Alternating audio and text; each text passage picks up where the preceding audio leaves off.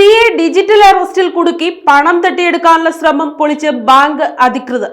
മഞ്ഞാടി സ്വദേശിയായ 70-കാരിയുടെ 20 ലക്ഷം രൂപ തട്ടിയെടുക്കാനുള്ള ശ്രമമാണ് പരാജയപ്പെട്ടത്.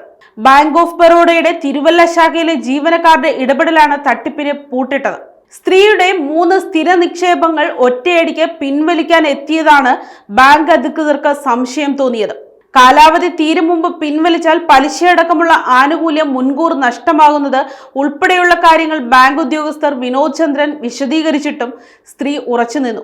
മക്കൾ നിർദ്ദേശിച്ചതാണെന്ന് പറയുകയും ചെയ്തു. മക്കളുടെ അക്കൗണ്ടിലേക്ക് മാറ്റണമെന്നും നിർദ്ദേശിച്ചു. നിക്ഷേപം പിൻവലിക്കൽ പൂർത്തീകരിച്ച് 21 ലക്ഷം രൂപ സ്ത്രീയുടെ FB അക്കൗണ്ടിലേക്ക് മാറ്റി.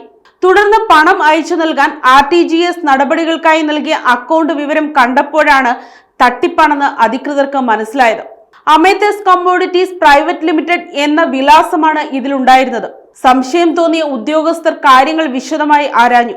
തട്ടിപ്പുകളെ കുറിച്ച് ബോധ്യപ്പെടുത്തി. ഒടുവിൽ സ്ത്രീ കാര്യങ്ങൾ തുറന്നു പറഞ്ഞു.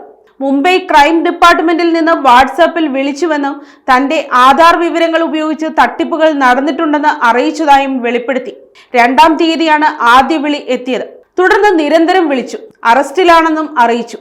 സ്വന്തം അക്കൗണ്ടിലെ 20 ലക്ഷം രൂപ ഉടൻ കൈമാറാൻ നിർദ്ദേശിച്ചു. ഭയന്ന് മക്കളോട് പോലും പറഞ്ഞില്ല. ചൊവ്വാഴ്ചയാണ് തിരുവല്ല ബാങ്ക് ശാഖയിൽ എത്തിയത്.